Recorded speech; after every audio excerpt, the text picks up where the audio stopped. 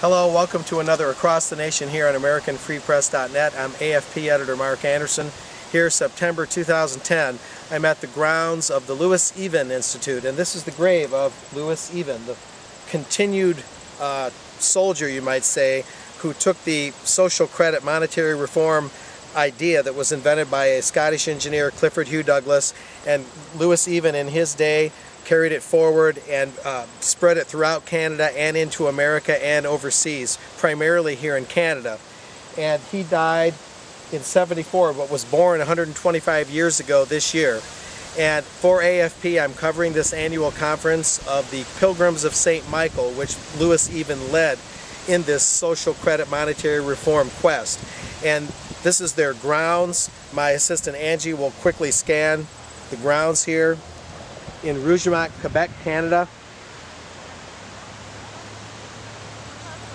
And some of their other founders are also in this cemetery plot at this location.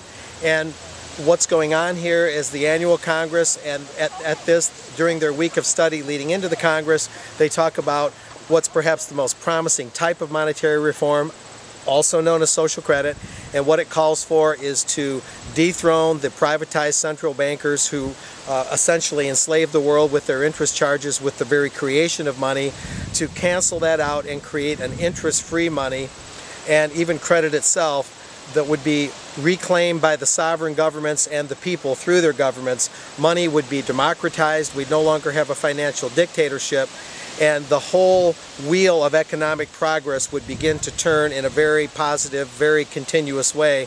The boom-bust cycles would largely, if not completely, disappear. Welfare and taxation as we know it would be greatly diminished, if not gone altogether eventually.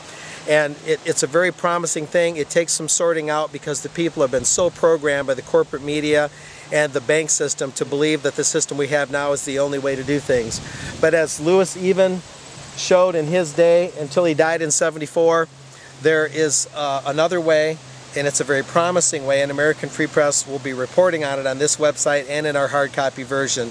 It'll talk about the national dividend, the compensated discount, the way that people would get some of their earnings not through working and not through welfare, but through a dividend based on their citizenship as their heritage, as part of the natural resources and production of their country belongs to them as they become common shareholders.